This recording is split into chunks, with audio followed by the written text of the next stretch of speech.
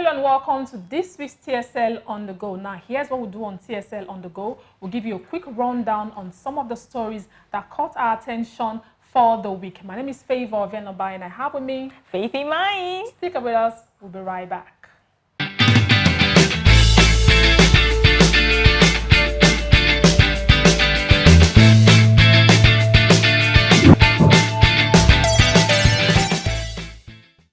Welcome back. Now, our first story is taken from the international scene, and I can bet you is one of the biggest stories for the year 2021. I'm talking about Taliban takeover Afghanistan. Now, Taliban is a militant group that ruled Afghanistan in the 90s, and during their reign, they imposed strict Sharia laws. Now they are back, and we don't know what's going to happen. Faith, what do you make of this? I really feel sad, not just sad for the Christians in Afghanistan or the Muslims in Afghanistan who do not belong to the Taliban group. I also feel sad for America because it took them 20 years, 4 presidents, trillions of dollars to actually return, Afghanistan to Taliban, and it's quite sad. Now, in all of this, a lot of people would say this international news, how does it concern us in Nigeria? A document released by Forbes showing that the 10 most affected countries by terrorism showed that Nigeria is number 3 on that list. Rated on a 10 scale, Nigeria is on 8.31 after Afghanistan and Iraq. And I am saddened because nobody ever thought that, nobody ever said that this was going to happen in Afghanistan. We thought that the US was winning the war against the Taliban. And all of a sudden, in Joe Biden's administration, we see that the government of Afghanistan fled the country. And it's only just proper for Joe Biden to withdraw his troops. Because you cannot be fighting a war that those who you are fighting for have given up on already. So the only situation now is how they can evacuate, the US citizens and other people from other countries and Christians who are currently in Afghanistan. I feel so sad. It breaks my heart, and I hope that would never be the fate of Nigeria. We pray so. We hope so. All right, let's move over to Nigeria. Now, the Federal Executive Council has approved 658 million naira for the deployment of sniffer dogs to the Lagos and Abuja international airports. It's a joke. It's a big joke. I know that we keep saying that the naira does not have value, but come on, 658 million naira. How much is one sniffer dog? I had to do my research, and from what I saw, I don't know how many years that research actually dates back to, but I saw $200 to $500 for each of those dogs. Let me even say, okay, let's keep it at 1 million naira for each dog. How many dogs are you planning to buy? Are you trying to fill Nigeria with dogs? And you're buying these dogs for just 2 airports? Or do you have intentions to actually have these sniffer dogs in other airports? Because for all I care, we only have 2 international airports that are functional. We either have airports that are called international airports. We have only 2 functional international airports. That's the Lagos and Abuja airports. So how many sniffer dogs do you want to deploy to those airports? And why the hell do you need 658 million naira? What do you want to do?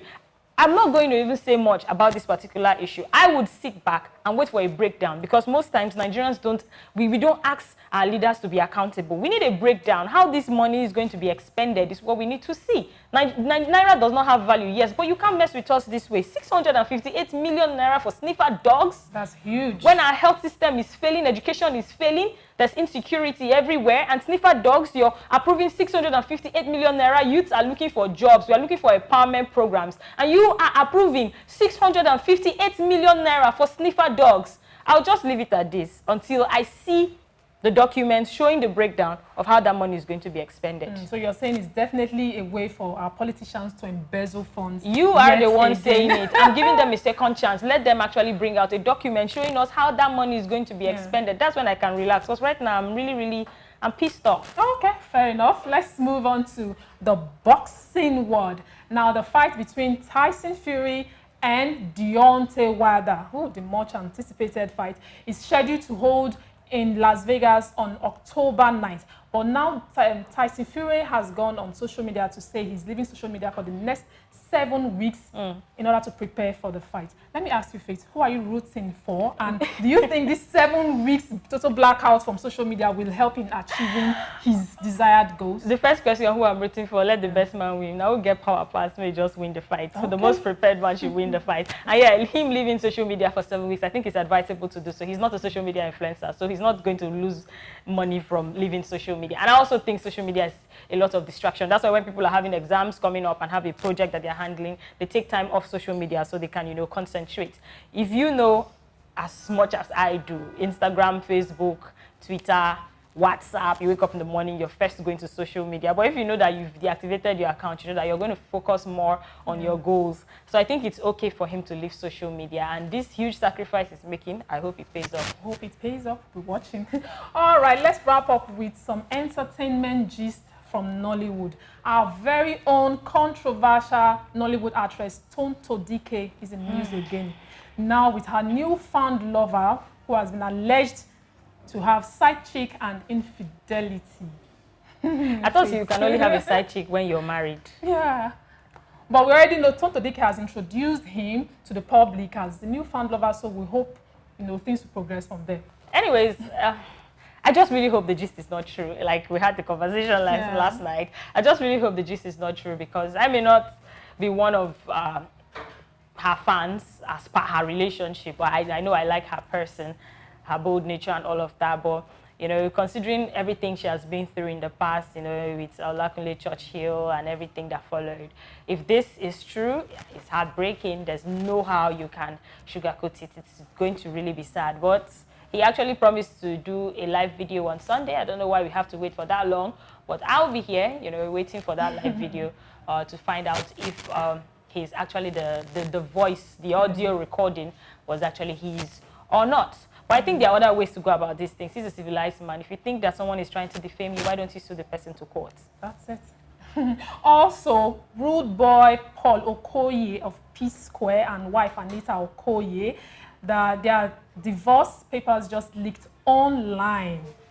Faith, what's happening to celebrity marriages? What is happening? I am in shock. I will not say celebrity marriages. I would say marriages, because general, even people who are not in our faces as celebs are also facing this marriage crisis. But yeah, this one shocked me, I must say, because I really considered them couple goals. You know, Anita Okoye is quite young and she already has her kids and they look like they were, you know, growing in love together.